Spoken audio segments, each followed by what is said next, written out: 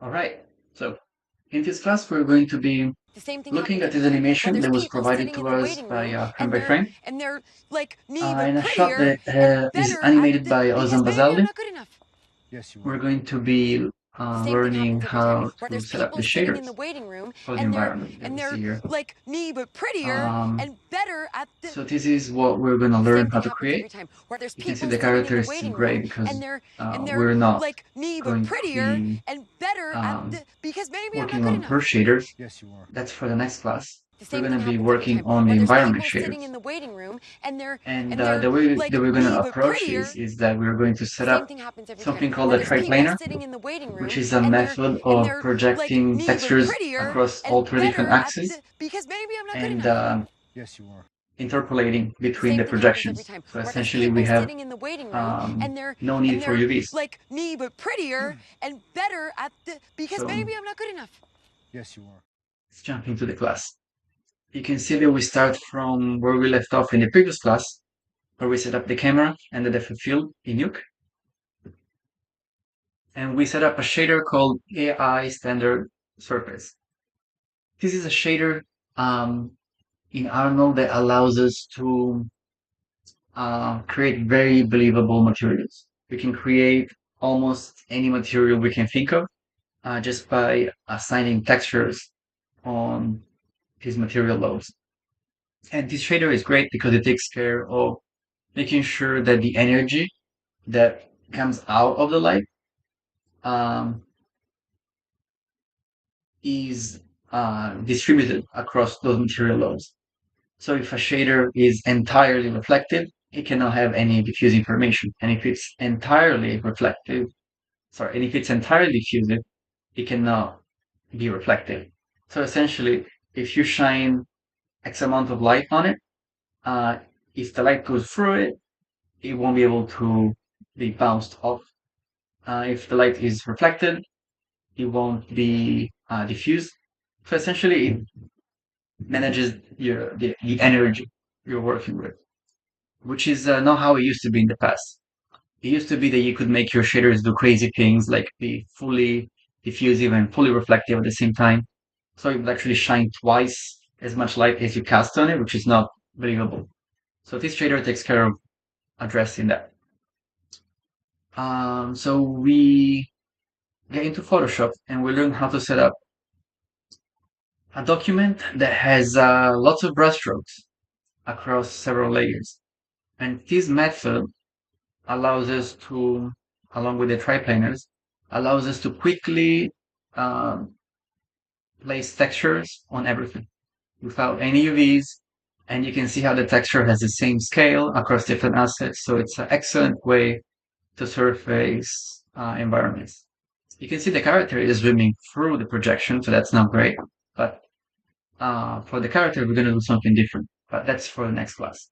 In this class, we learn how to set up a texture for the environment. So you can see here, I took these patterns that we painted in black and white, and I locked their alpha so that we can recolor them. So you can quickly paint many, many variations for both color, roughness, metalness, bump, transmission, subsurface scattering, and we're going to be painting all of those material loads.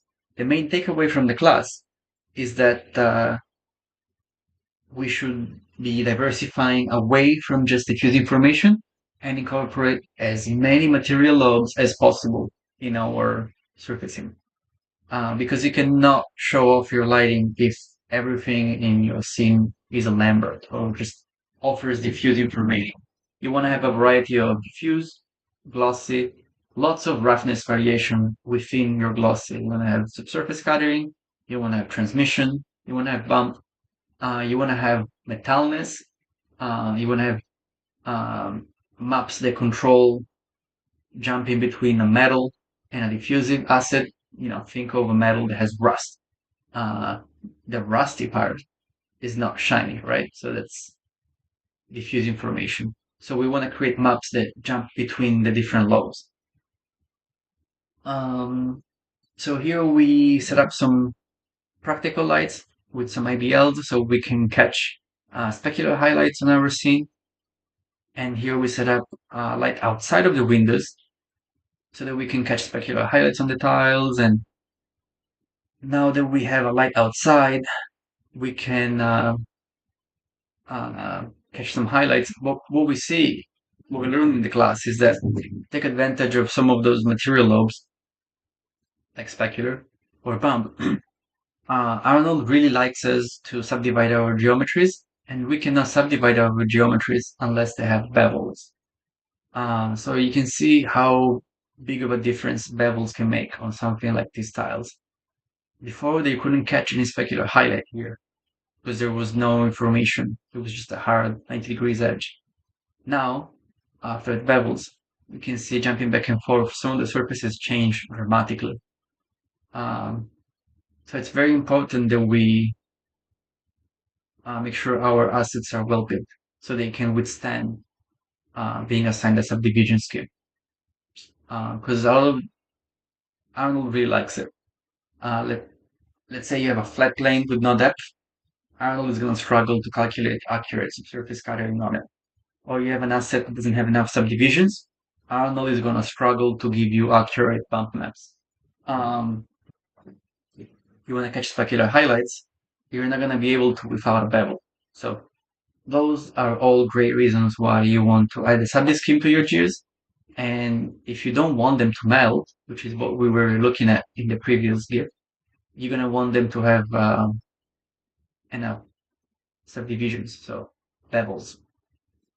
So after setting up the tiles, we work on setting up the transmission. You can see here that we painted a transmission map where the glass portion is bright and desaturated, and the dirt portion is more opaque and darker, so that it really looks like we're looking at clear glass with some dirt stains on it.